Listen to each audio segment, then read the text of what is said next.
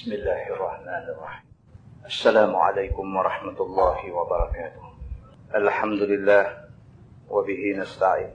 Ashhadu an la ilaha illallah wa ashhadu anna sayyidana Muhammadan abduhu wa rasuluh. Wa nusalli wa nusallim ala hadha an-nabiyil karim sayyidil mursalin wa ala alihi wa sahbihi ajma'in. Amma ba'd. Ayyuhal mu'minun ittaqullah usikum wa iyaya bitaqwallah faqad fazal muttaqun. Muslimin dan muslimat, mudah-mudahan dirahmati Allah Subhanahu wa taala. Kita menggunakan Bahrul Mazi jilid 17. Muka surat 202. Muka surat 202 bab ma jaa fi ta'thiri wa'dhin Nabi sallallahu alaihi wasallam.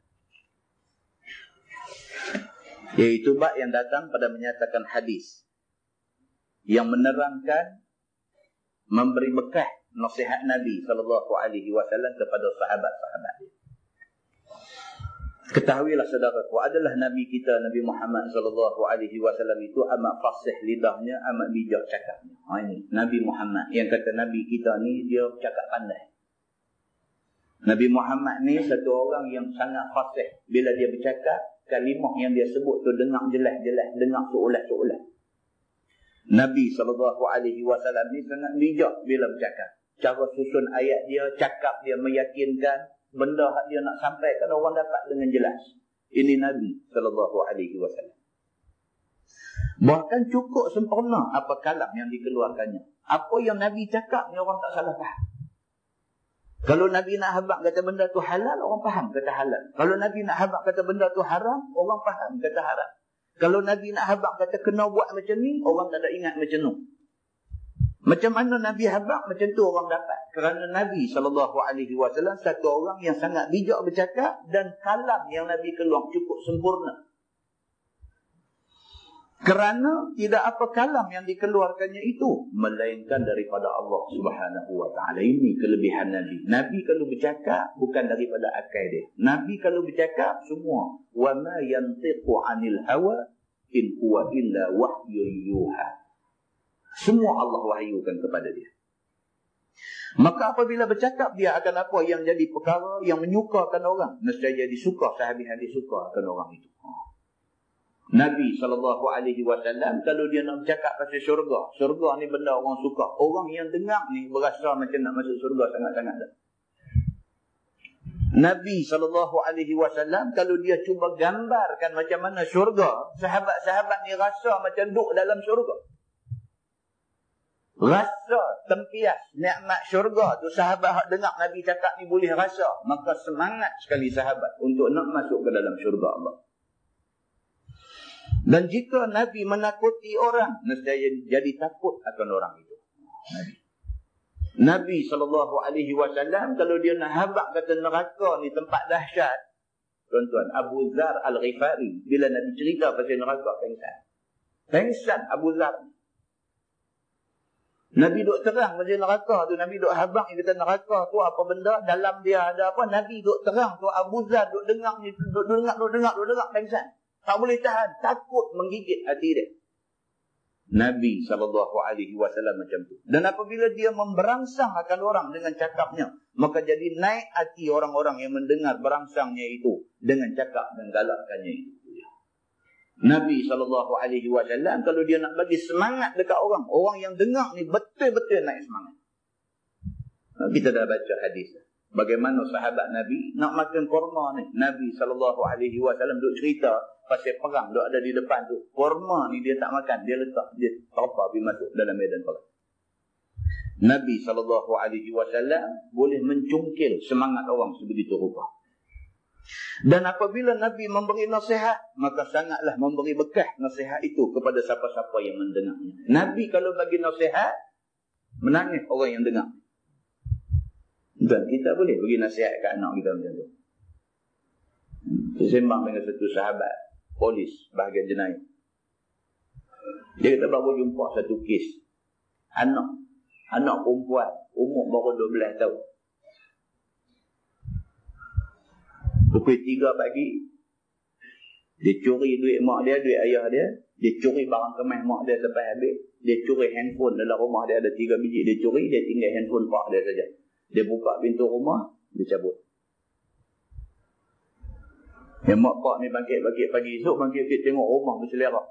Lemari semua punggah keluar. Semua barang hilang, duit ringgit, barang kemas semua habis hilang. Kita tengok anak tak ada.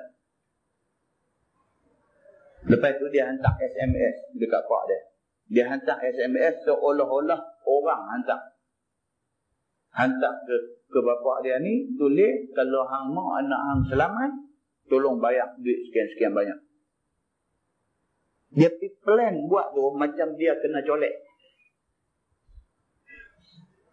Anak perempuan umur 12 tahun. Jadi kes ni disiasat sebagai kes colek. Siasat. Bila duk siasat. Duk narrow down kes tu. Pipi jumpa duk nampak macam bukan kena colek. Duk trace tengok ni. SMS ni duk main daripada mana.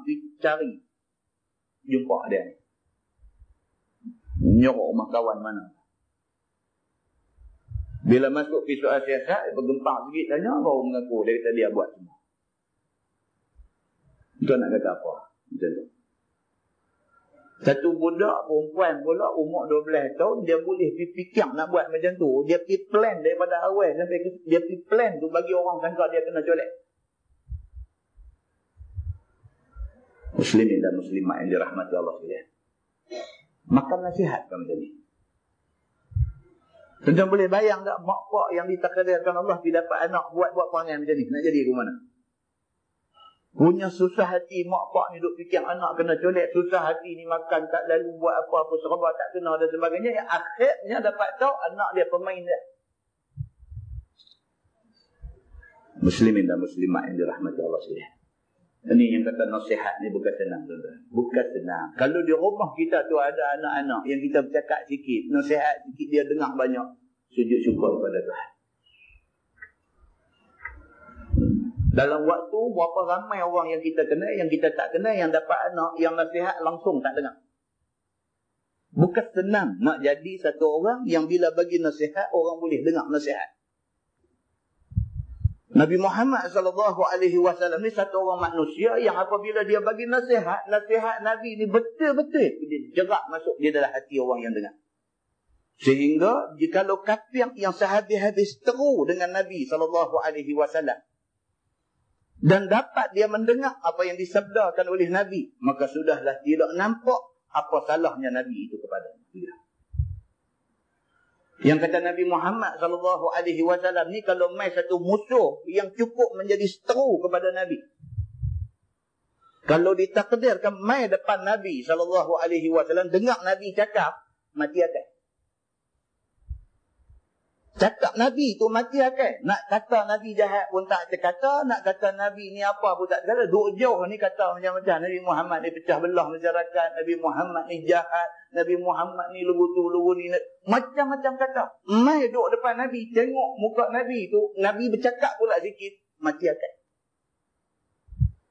Punya hebatnya, yang kata Nabi SAW ni, punya hebatnya macam tu. Siapa juga bila mai di depan Nabi SAW, mati akan, tak boleh bercakap. Tentu pernah dengar cerita macam mana pimpinan Quraisy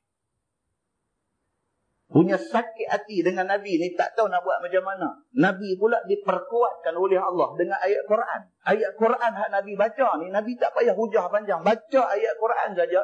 Bacaan Nabi ni saja so cukup untuk membuatkan satu orang yang cukup ego, cukup sombong, cukup kerai kepala. Dengar Nabi baca ayat Quran, terus aslimni ya Muhammad. Wahai Muhammad, bagi aku masuk Islam.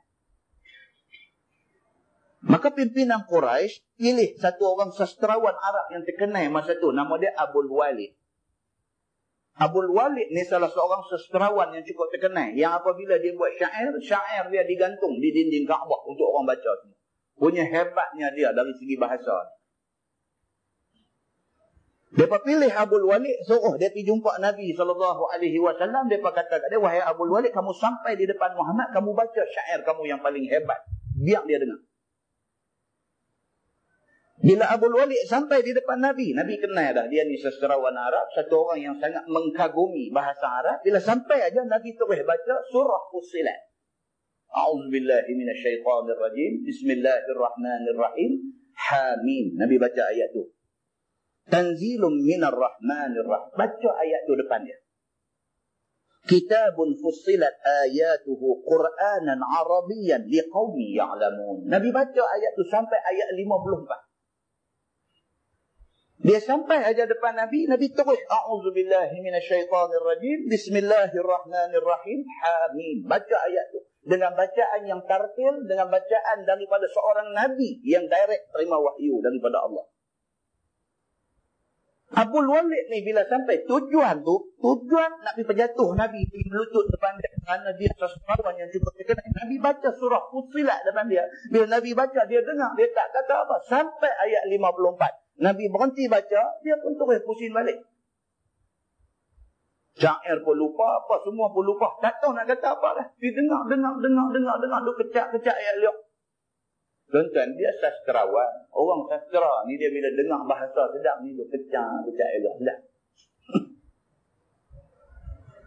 Tengok masing-masing orang. Kalau dia jenis komposer buat lagu, dia bila dengar lagu sedap sikit duk kecak ayat liok juga.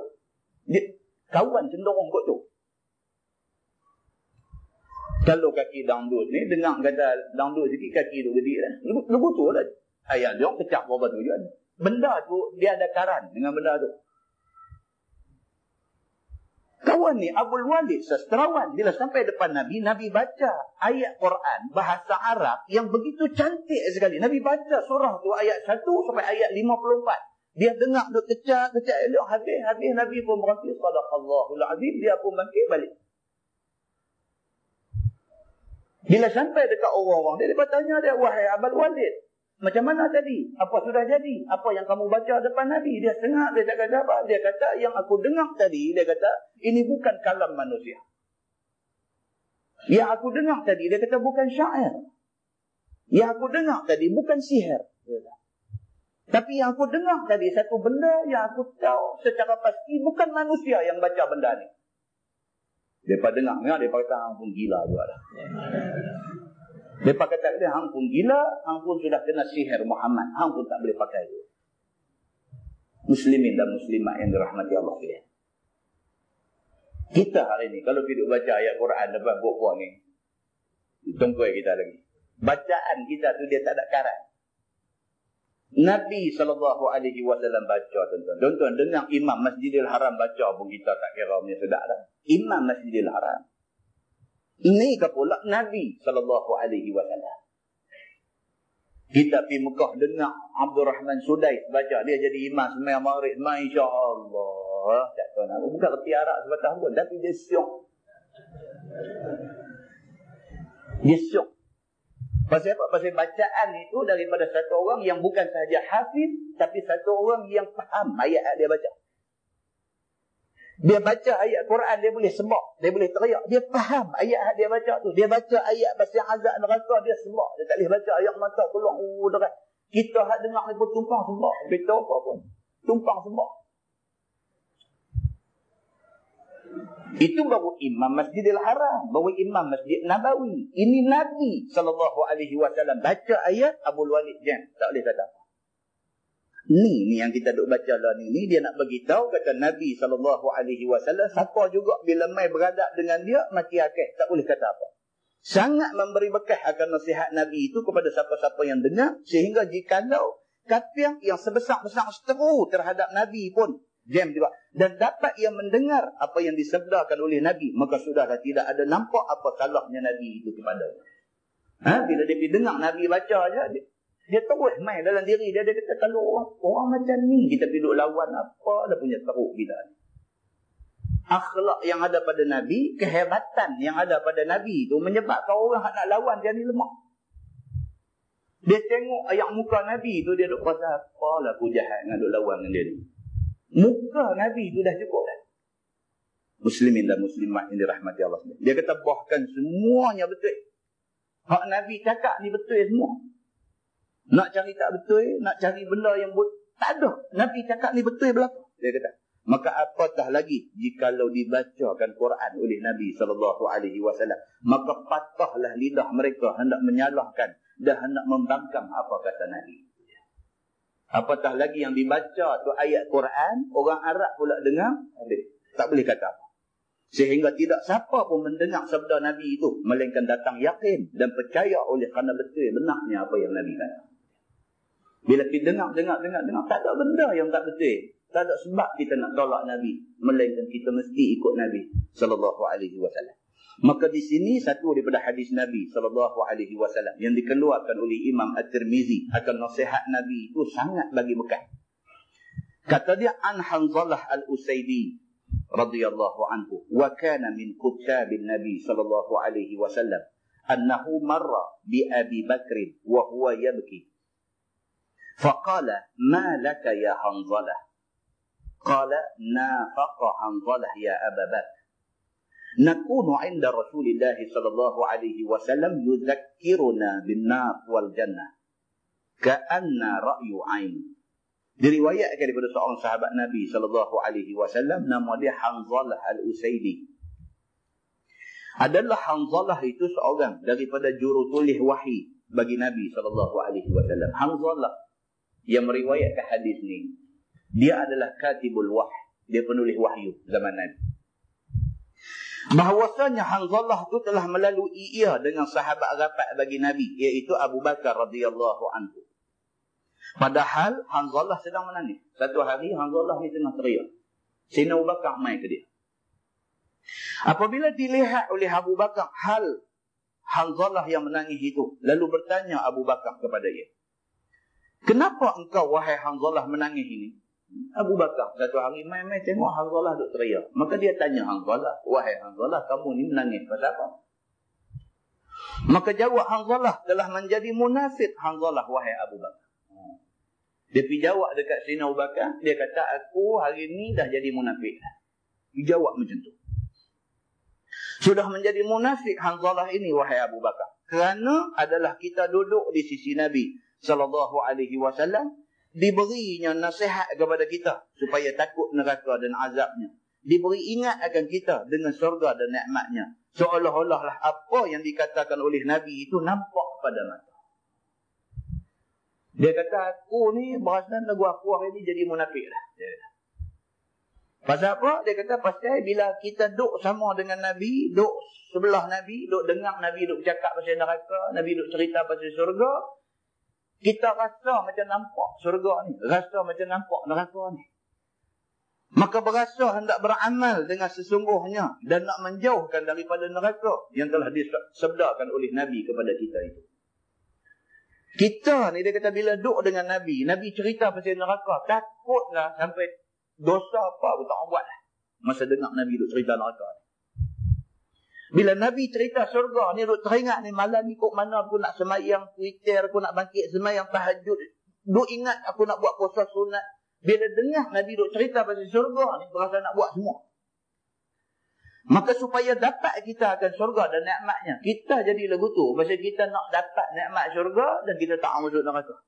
Bila Nabi bercakap, kita berasa macam tu.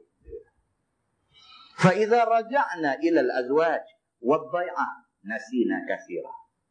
Tapi apabila balik kita kepada isteri dan kepada ladang-ladang kita, maka menguruskan dan mengerjakan ladang-ladang itu, maka sudahlah lupa kita akan kebanyakan nasihat Nabi itu.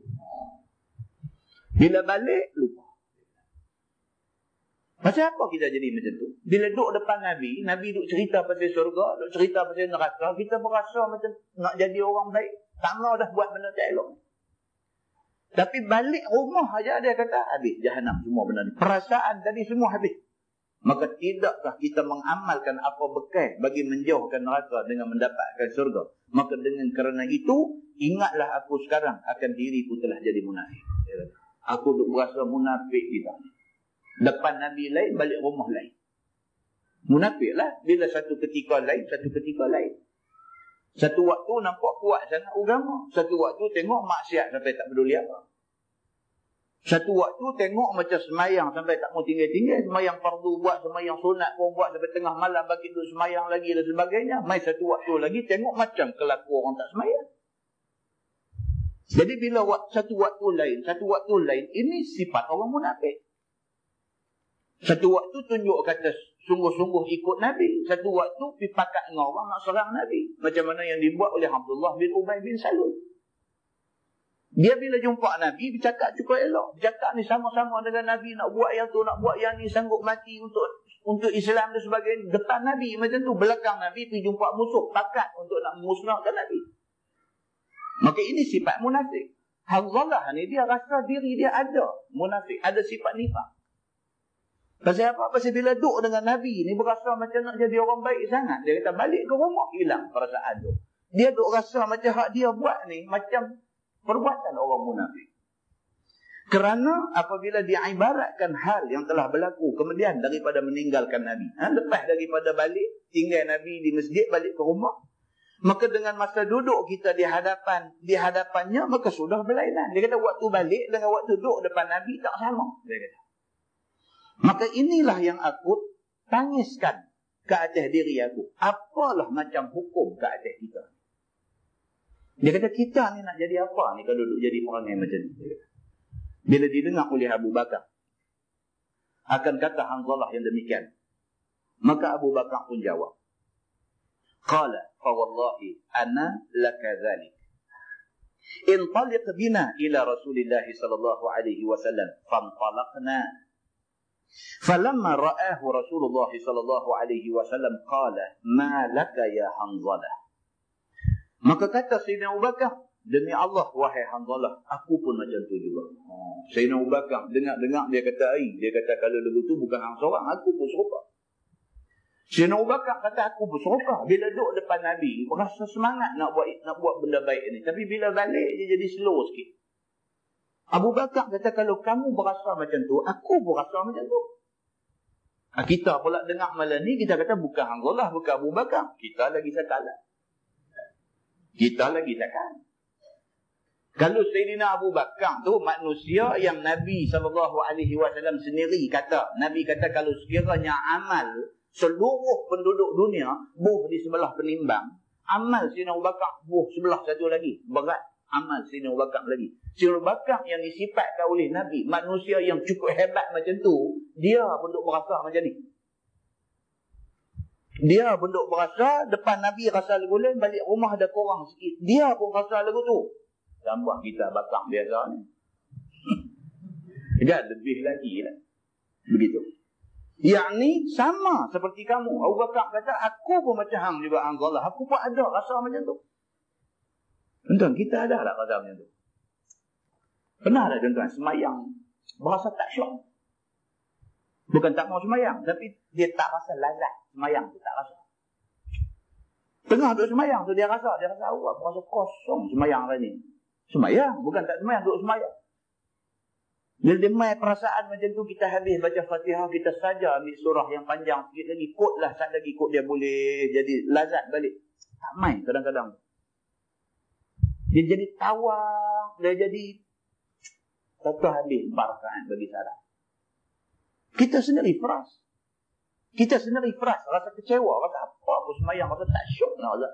Bukan tak syok, tak mau semayang, nak semayang. Tapi bila semayang, dia tak rasa lazat tu. Ada waktu kita semayang, kita rasa sedap. Sedap semayang. Hati kita rasa tenteram, rasa tenang, rasa khusyuk. Ada waktu dia main, dia tawak hebat. Ada tak tuan-tuan rasa macam itu? Semua orang ada. Bukan kata kita tak sedap, kata-kata habis semayang tak. Duk sedap kata semayang tu jadi tak sedap. Duk sedap tu, duk nak buat bagi jadi sedap, dia tak jadi. Tuan tengok, apa punya gangguan tu ada. Muslimin dan muslimat yang dirahmati Allah sekalian. Rupanya Sayyidina Abu Bakar As-Siddiq rasa macam Hanzalah rasa. Maka dia kata, demi Allah, dia kata, wahai Hanzalah, aku pun macam tu juga. Iaitu apabila duduk di depan Nabi SAW, dengar apa nasihat dia, berasa nampak neraka dan syurga di hadapan. Abu Bakar pun rasa macam tu. Bila duduk depan Nabi ni berasa, Allahu Akbar, aku nak jadi orang baik sungguh-sungguh dah, tak mau dah buat benda tak elok. Duk ingat macam tu. Dan sudah Tak mau lagi kepada dunia dan segala rasanya. Tiba-tiba keluar daripada depan Nabi SAW.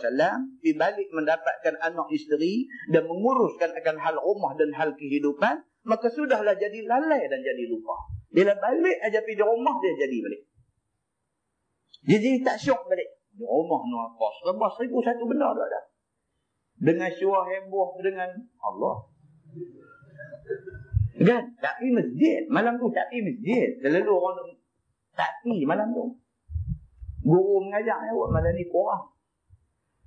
Nak kata cuti sekolah, tak cuti dah. Rupanya ada hal di rumah. Boleh duk tolak ansuk lagi. Nak pergi masjid dengan hak ni. Dia beri menang yang ni lagi. Akhirnya mana semayang kita nak dapat sedah?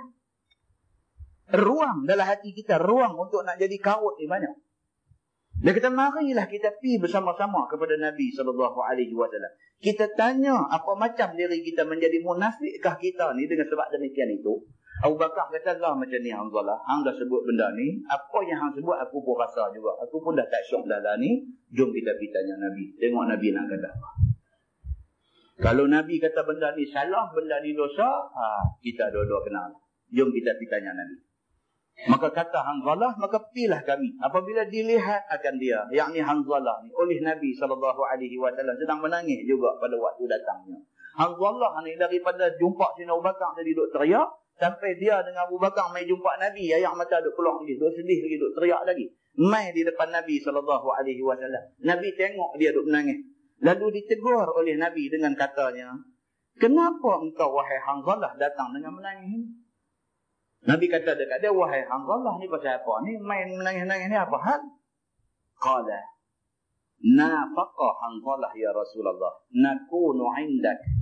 Tuzakkiruna bin nar wal jannah. Ka'anna ra'yu ain.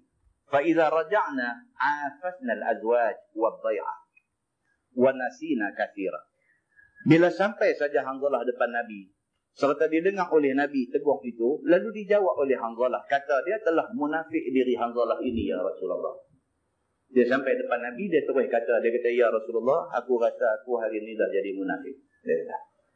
Sebab pun hamba kata seperti yang demikian itu, ialah kirakan hal diri hamba pada masa di hadapan Tuhan hamba, dengan masa hamba memberi belakang adalah kami pada waktu di sisi Tuhan hamba, di hadapan Tuhan hamba, mendengar bermacam-macam nasihat daripada Tuhan hamba tentang neraka dan tentang syurga, maka seolah-olahlah kami nampak dengan mata kepala akan apa yang Tuhan hamba katakan itu. Dan rasalah hamba tak berhajat kepada dunia ini lagi.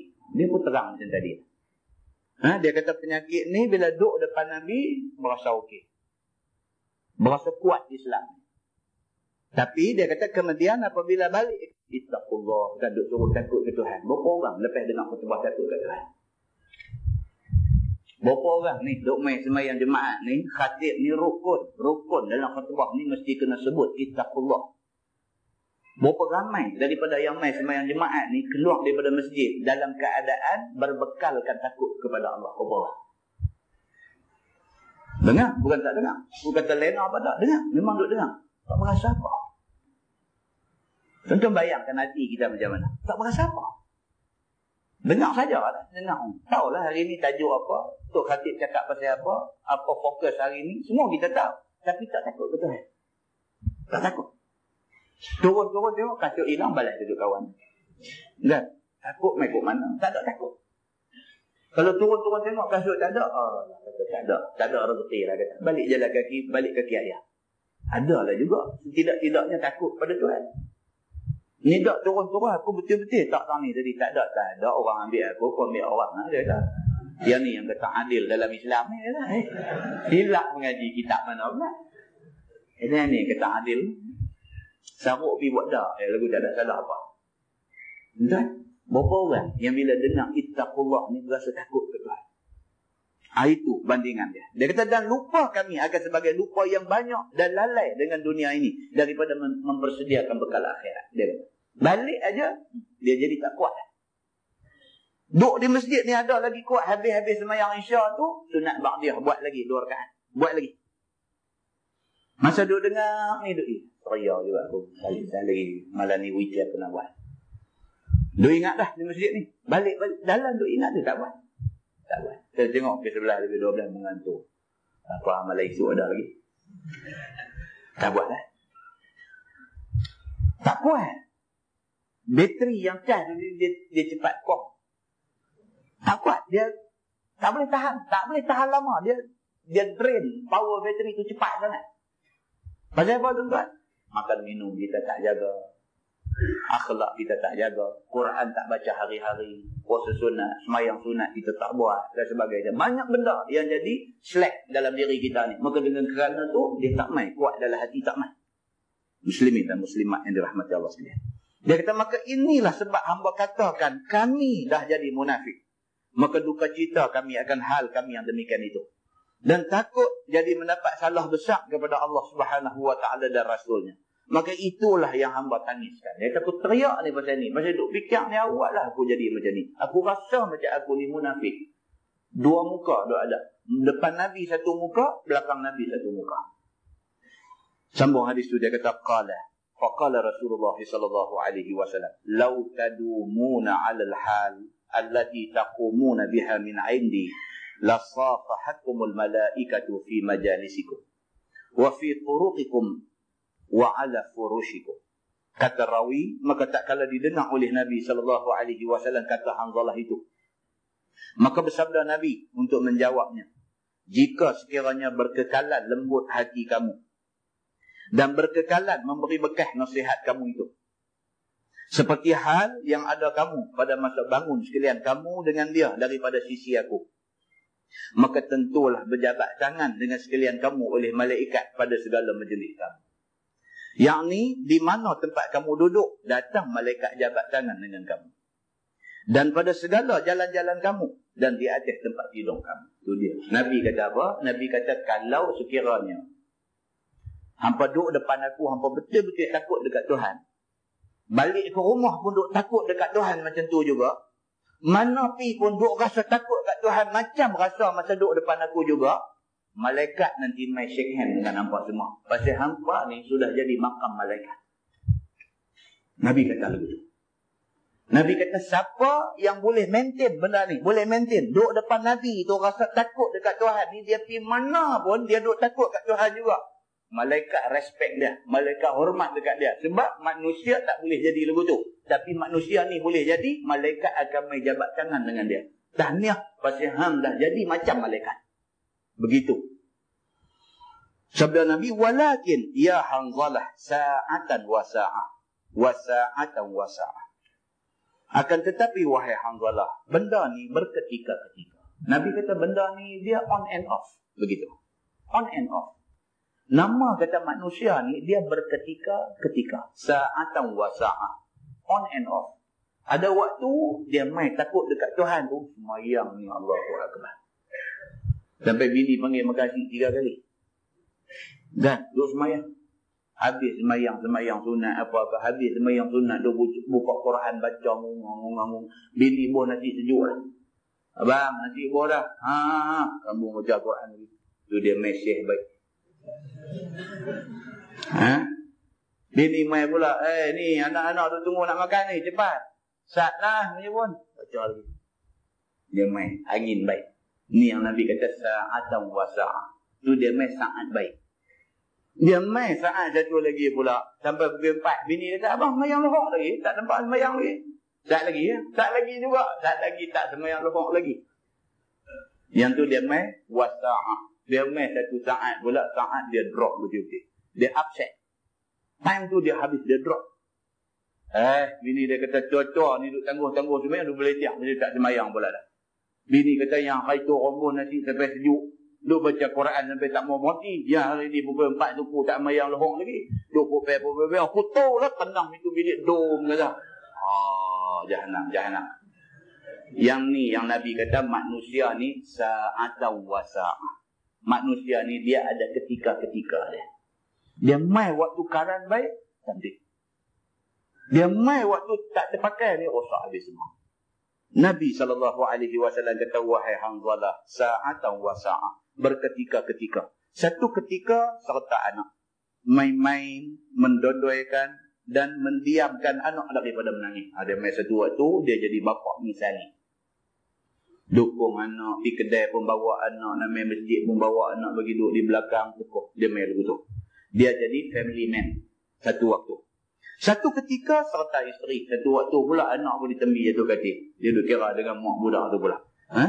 Bersuka-suka dan bergurau main. Cakap dan pujuk cumbu dan peluk cium dan lainnya. Itu dia mesej lain pula. Tu waktu tu. Dia kata, dan satu ketika serta hal kehidupan dan menguruskan apa hal di rumah. Dia main satu waktu pula. Dua mertun. Lambat jumpa paku lekang apa sikit. Tu kira nak jadi tukang rumah pula. Ini manusia. Dia ada waktu ni, dia ada waktu lebu ni, dia ada waktu lebu ni. Begitu. Dan satu ketika dia kata berbuat ibadat dan berbuat taat dan beradab kepada akhirat. Satu waktu dia main ni ya.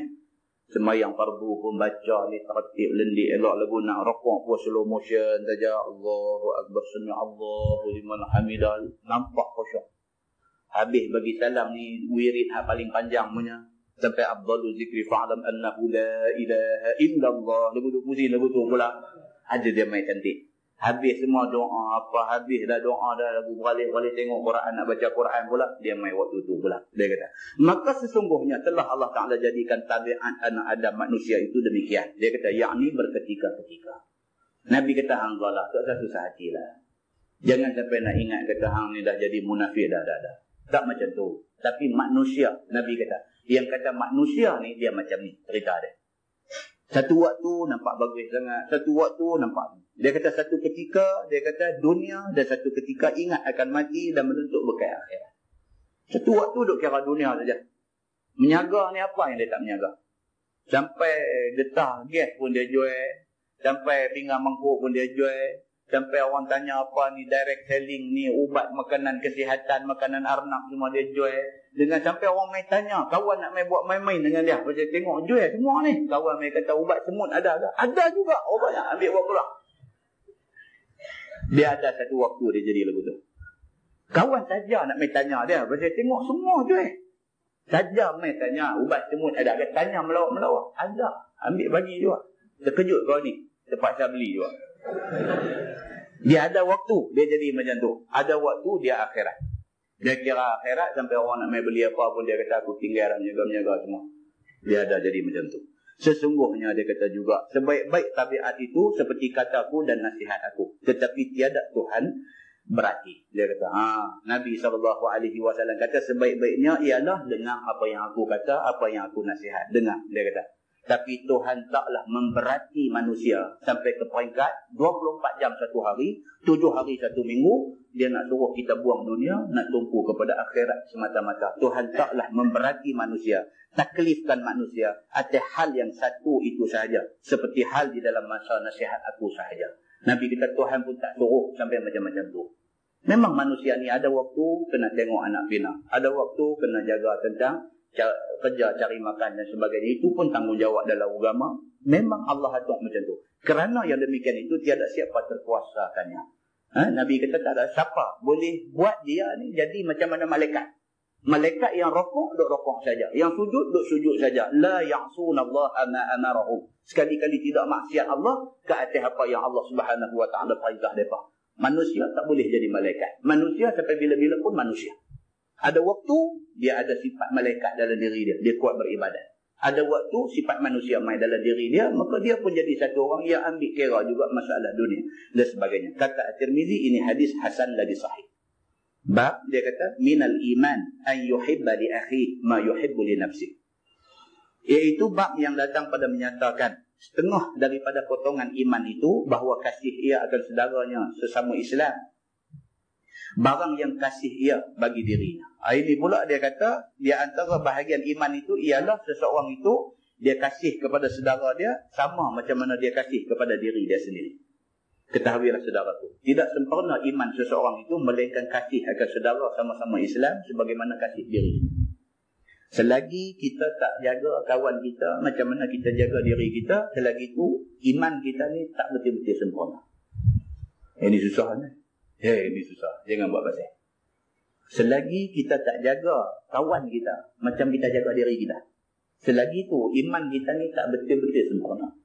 Kita beriman tapi tak betul-betul sempurna. Kalau kita boleh jaga dia macam mana kita jaga kita, itu tanda iman kita sempurna. Dalam satu hadis qudsi, Tuhan ada sebut. Tuhan kata, ya bani Adam, da' yadaka ala sadrik, fama ahbabtahu li nafsik, fa ahibbahu li ghairik. Tuhan kata, wahai anak Adam, ambil tangan kamu, letak atas dada kamu. Kamu tanya diri kamu, apa kamu suka, maka kamu kena buat dekat saudara kamu. Tuan-tuan, kita suka apa? Kita suka orang puji kita. Kita kena puji orang. Kita tak suka apa? Kita tak suka orang cerca kita. Kita jangan cerca orang. Dia macam tu. Tuhan kata, "Dha' yadaka 'ala sadrik." Letak tangan kamu atas dada kamu. Kamu tanya, "Fama ahbabtahu li nafsik fa ahibbahu li ghairik." Apa yang kamu suka dekat diri kamu, maka kamu kena suka dekat orang lain. Kamu tak suka orang main duk cerca kamu, maki hamun kamu, kata lebih kurang kat kamu, tuduh kamu buat benda kamu tak buat dan sebagainya. Kamu jangan buat macam tu ke orang. Kita tak suka tentang benda kita tak buat, orang duk cerita kata kita buat. Kita tak suka. Sukakah kita pergi duk cerita orang tu buat lagu ni, orang ni buat lagu ni, sedangkan mata kita tak tengok dia pun? Tapi manusia, yang kata manusia ni dah. Dia suka duk kata ke orang, buat macam-macam ke orang, dia tak suka orang kata kat dia. Dia kata ke orang pun benda dia tak tengok, benda yang tidak sahih main dekat dia pun semua dengar orang kata aja, maka dia kata ke orang. Macam mana kalau orang kata kat dia berdasarkan dengar orang kata tentang dia? Dia tak suka. Kalau dia tak suka, Tuhan kata dia juga kena tak suka buat lagu tu dekat orang. Kalau kita ada sifat macam tu, bila mai satu maklumat, satu berita, satu apa ke dekat kita, dengar, fatabayyanu, maka hendaklah kamu cek, kamu periksa, kamu pastikan, kamu sahihkan dulu benda yang kamu dengar. Kalau kita ada sifat yang macam tu, kita terpelihara, dan itu tanda iman sempurna. Begitu. Baik. Dia kata, yakni apa yang disukai bagi diri sendiri, demikianlah juga sukakan bagi saudaramu yang sama Islam itu. Maka seorang itu tentu sahaja suka dirinya sendiri berkebajikan dan berkebaikan. Maka demikian jugalah maunya sukakan ada demikian itu bagi saudara sama Islam. Kalau dia suka dia duduk dalam kebaikan, maka dia juga kena pastikan saudara dia dalam kebaikan. Kalau tidak, tak boleh. Kalau tidak, tak boleh. Dia mau dia baik, saudara dia duduk buat bagi susah. Tak boleh. Jikalau tidak yang demikian itu, maka tidak sempurna iman. Kalau kita tak boleh buat lagu tu, itu bukti iman kita sebenarnya tak sempurna. Begitu.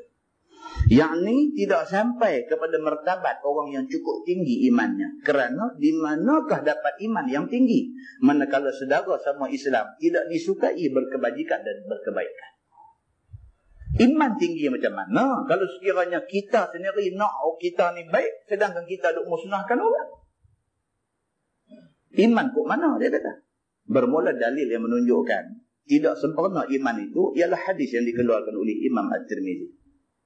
Kata dia, an Anas radhiyallahu anhu anin Nabi sallallahu alaihi wasallam qala, la yu'minu ahadukum hatta yuhibba li akhihi ma yuhibbu li nafsihi. Diriwayatkan oleh seorang sahabat Nabi sallallahu alaihi wasallam bernama Anas bin Malik radhiyallahu anhu. Daripada Nabi sallallahu alaihi wasallam sabdanya, tidak beriman seseorang daripada kamu akan sebagai iman yang sempurna sehingga kasih dan suka dia kepada saudara dia seumpama kasih dan suka bagi dirinya sendiri. Kata At-Tirmizi, ini hadis sahih. Masalah sukakan saudara sama Islam berkebajikan dan berkebaikan itu macam mana? Sesungguhnya berkata ulama, tentulah tiap-tiap seorang itu suka akan dirinya berilmu dan banyak aman, dan banyak taat dan banyak harta, dan cukup akan sehat dan afiatnya, dan tidak susah hati dan sangat sukacita, dan lainnya daripada beberapa banyak perkara yang disukakan bagi diri sendiri. Manusia suka yang tu, tuan-tuan. Manusia suka sehat. Manusia suka sehat. Tapi kalau sekiranya dia nak sehat, dalam masa yang sama dia hidup buat seher kawan dia bagi sakit, beriman kau orang macam ni? Dan tengok misteri Nusantara. Allah. Itu gambaran hidup orang Melayu. Dengan hasad dengki, duk menyaga elok-elok. Kawan tu pun duk menyaga elok-elok, dia pergi buat kawan tu. Sihir. Pergi buat kat kawan tu. Dia pun kedai makan, kawan tu pun kedai makan. Dia pergi buat orang yang makan kedai kawan tu balik muntah darah. Dia buat santam. Ada iman ke orang yang macam ni? Ada iman ke? Dia tak percaya ke kata ni rezeki Tuhan bagi? Rezeki Tuhan bagi. Kita buka kedai, dia ni buka kedai. 20 biji kedai duk ada tepi pun rezeki Tuhan bagi. Kalau tak ada 19 kedai tu, kita kedai sebiji aja. Kalau Tuhan tak mau bagi rezeki, orang tak makan kedai kita. Bukan kita tak biasa tengok kedai ada sebiji aja dalam tu, tapi tak ada orang pergi makan. Bukan ada saingan pun. Dan kita biasa tengok satu tempat makan, gerai berlambak-lambak, semua kedai pun penuh. Bila kita tengok ni, kita tak terfikir balik Allah yang bagi semua benda ni. Jadi soal dengki, soal kianat, soal busuk hati, soal nak pelingkuk kawan tak timbul. Rezeki Tuhan bagi. Kalau benda tu tak dapat kat kita, maknanya tak dijanjikan menjadi rezeki kita. Kenapa? Sama-sama duduk kerja, masuk kerja sama, bukan sama tahun, sama hari, masuk kerja dan sebagainya. Satu dia ni naik, pergi berapa tangga atas daripada kita. Kita duduk tentu, tak ada apa-apa. Tak payahlah pergi duduk buruk dia. Tak payah pergi duduk atung cerita nak pergi jatuh dia. Tak payah. Pasal itu rezeki dia. Kita kata dia ni kaki bodek. Pasal itu dia naik. Berapa ramai ada bodek tak naik? Bukan tak biasa jumpa. Bodek ni sampai tak tahu habis duit dalam poket. Punya duduk bodek tak naik. Bukan rezeki dia. Ada kawan tak mau. Tak mau orang nak bagi jawatan apa naik pangkat. Apa pun tak mau. Dia kata aku apa pun tak mau. Jangan kacau pun sudah. Kalau betul pun ada. Orang punya doa amat dia nak bagi ke dah? Nak bagi memang marah-marah. Sampai ubut nak tukar kalau orang tak mau terima jawatan ni. Sampai lagu tu pula. Rezeki Tuhan nak bagi. Benda ni jadi. Keliling kita duk jadi benda ni. Tapi malangnya manusia, dia tengok ni, dia tak ambil iktibar. Ini yang kata rezeki. Jadi manusia, bila dia faham qada dan qadar Allah, dia faham benda ni sudah masuk di dalam takdir Allah. Allah takdir dia ni dapat rezeki, tak timbul soal dengki. Maka kalau sekiranya kita dengki, kita buat nak pergi rosak dia, itu bukti kita tak beriman dengan Allah. Maka dengan kerana itu kita dengki ke orang. Maka demikian itulah juga suka saudara sama Islam itu akan berilmu dan kuat beramal dan berharta dan cukup sehat dan senang sentosa dan sebagainya. Kalau kita suka macam itu, kita suka sehat. Kita nak kawan kita pun sehat. Kalau sekiranya kita suka kita ada harta, kita nak dia pun ada harta. Contoh, kalau dia tak ada harta pun kita susah. Dia duduk sebelah rumah kita. Kita hari-hari makan sedap. Dia tak makan. Boleh duduk ke tuan? Boleh duduk ke? Tengok anak dia keluar pakai baju pun. Rabak, koyak, rabak. Boleh duduk ke? Kita boleh tidur ke? Kita duduk tengok anak dia duduk keluar. Anak kita duduk keluar dengan pakai elok-elok dengan makan. Tengok anak dia duduk keluar. Duduk elok. Tengok anak kita makan. Kita boleh tengok ke tuan? Jadi maknanya kita senang, kita mau dia pun senang. Kalau ada peluang nak bagi kat dia, biar dia pun senang. Dia senang, kita pun tak susah. Esok akhirat kita susah. Tuhan tanya kita, hang tak tahu kan di sebelah rumah macam ni punya doa ada? Muslimin dan muslimat yang dirahmati Allah sekalian. Maka demikianlah rupa suka akan saudara sama Islam itu berkebajikan dan berkebaikan. Kita kena mau semua orang jadi baik. Kita senang, kita mau semua orang senang. Begitu. Dan adapun tidak sukakan kejahatan itu, maka serupa tidak sukakan jatuh ke atas diri sendiri juga. Dan kita pun tak mau kejahatan timpa kita. Dan demikian juga kita tak mau kejahatan timpa dia. Kalau ada perasaan yang ni susah juga. Yang inilah yang Nabi duk terbiah sahabat ni.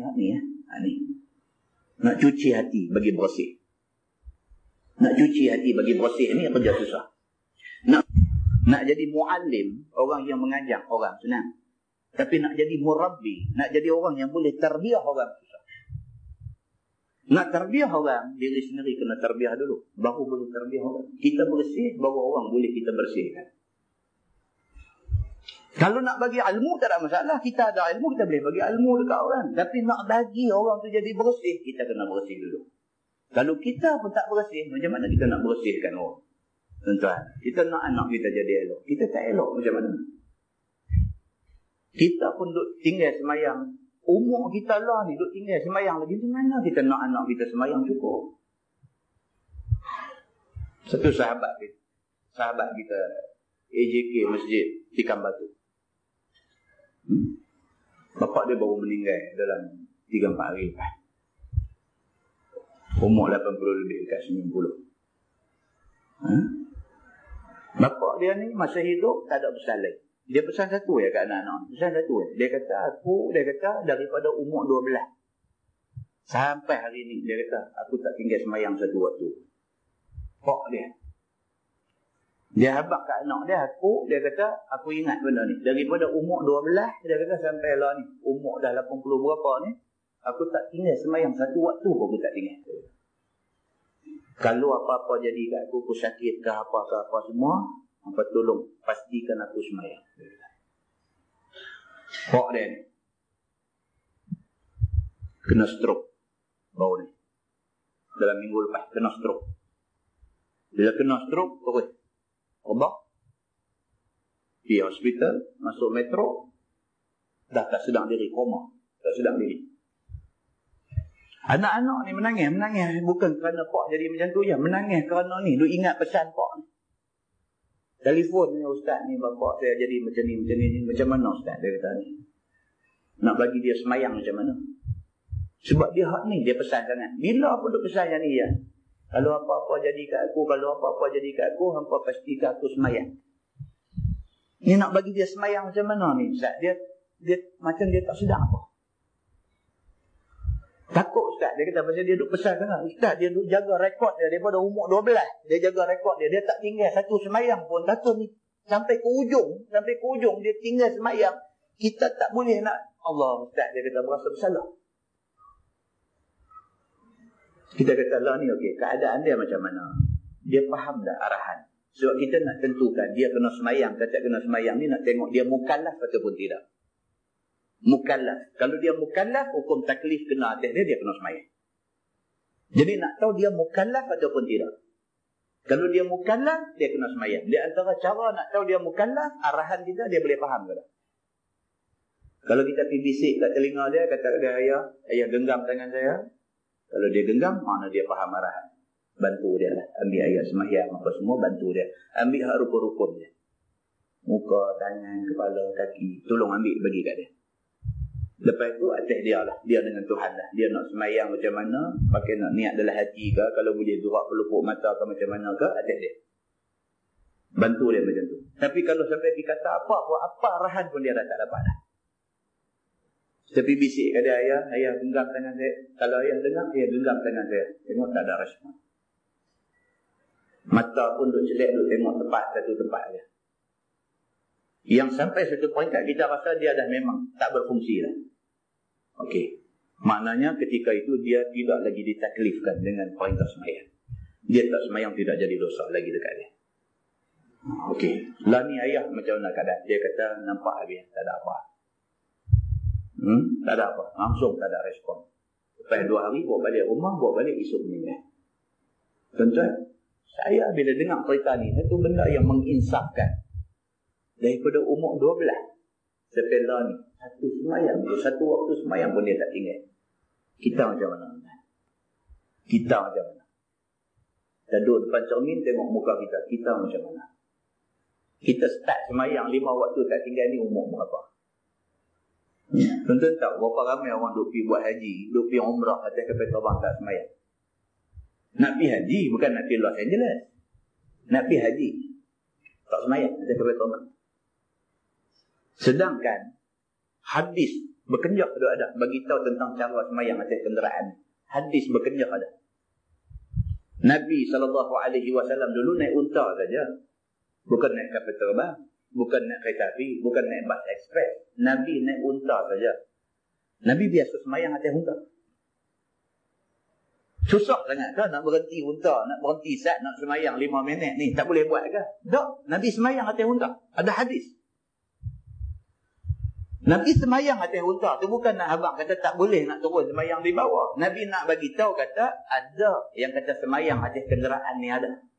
Nak jadikan itu satu syariat pada kita.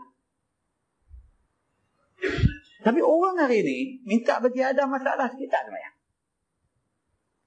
Tak semayang. Mesyuarat pun boleh tak semayang. Muslimin dan muslimat yang dirahmati Allah sekalian. Tengok apa nak buat. Sekolah-sekolah pun ada lagi sampai hari ni. Mesyuarat start habis satu, Zuhur tak masuk lagi. Mesyuarat. Tarik mesyuarat ni pergi sampai pukul 4. Zuhur tak semayang lagi. 90 orang guru duk ada dalam mesyuarat tu. 90 orang guru. Berapa orang daripada 90 tu yang nak bangkit lari keluar pergi semayang kan? Berapa orang yang nak bangkit keluar pergi semayang? Muslimin dan muslimat yang dirahmati Allah sekalian. Ada demikian hal dia. Tapi ada orang dia punya jaga sampai macam ni sekali. Kita tuan-tuan, benda-benda macam ni kita dengar, kita ambil yang tibar. Itu saja cerita dia. Ambil yang tibar. Tak terlambat lagi dah. Walaupun hari ni umur dah 45, 55, 65, 75. Selagi Allah bagi kita boleh duduk bernafas, selagi itu tak terlambat lagi. Masih lagi dah untuk nak beristighfar, bertaubat, minta ampun kepada Allah. Start daripada ni dan selepas ni tak mau ada selain. Mudah-mudahan Allah Subhanahu Wa Taala bantu kita. Kalau kita ada niat nak buat baik betul-betul, Allah bantu kita insya-Allah. Wallahu a'lam. Lepas ni kita masuk bab ihfazillah yahfazka. Iaitu bab yang membicarakan hadis. Pelihara olehmu akan Allah Subhanahu Wa Taala, nescaya memelihara Allah akan kamu. Tajuk ni Allah Subhanahu Wa Taala akan jaga kita selagi mana kita jaga dia. Maksudnya ialah jaga perintah Allah. Kita jaga perintah Allah, Allah akan jaga kita walau di mana kita ada. Lepas ni kita akan masuk lagi satu tajuk, dia kata bab i'qilha wa tawakkal. Cerita tambak dulu menatang baru bertawakal. Kalau main kereta parking kunci apa semua dulu. Baru naik ke masjid baru bertawakal. Tak boleh buat macam apa yang berlaku zaman Nabi. Dia main-main, dia terus tinggal kenderaan dia, dia naik. Nabi tanya dia, pasal apa yang dia kata aku tawakal kepada Tuhan. Tak betul. Dalam bahasa Arab tuan-tuan, tawakal dengan tawakul dia lain. Tawakal maknanya dia dah usaha dah. Selepas dah habis usaha, serah pada Tuhan. Tawakul, ta waw alif kaf lam. Tawakul makna dia tak ada usaha apa, pakai serah pada Tuhan. Jadi jangan salah sebut. Kalau kita nak maksudkan ni tawakal, kita sebut tawakul, dia jadi makna lain. Tawakal ataupun tawakul, dia ada dua makna. Jadi lepas itu kita akan tengok tajuk da' ma yaribuk ila ma la yaribuk. Tinggalkan barang yang jadi syok kepada kamu dan buat barang yang tak jadi syok. Kadang-kadang satu benda kita syok. Boleh tak boleh? Boleh tak boleh? Bila boleh tak boleh tu jangan buat. Begitu. Bila boleh tak boleh, boleh tak boleh, kira boleh, karut. Banyak lagi tu. Tengok duit KWSP dengan dividen dengan apa, tengok boleh tak boleh tu duit ni. Dia fikir macam tu. Tapi pimai-pimai duit aku juga mula terlalu pun lagu tu kita ni. Kan? Kita dengan duit ni jadi dia cengah lagu mana pun mai tang duit ni dia longgak balik. Kan? Boleh tak boleh tu. Itu dengar daripada kata lagu tak boleh. Tapi dia ni pun tak hati pun. Nak bagi jadi boleh juga kan?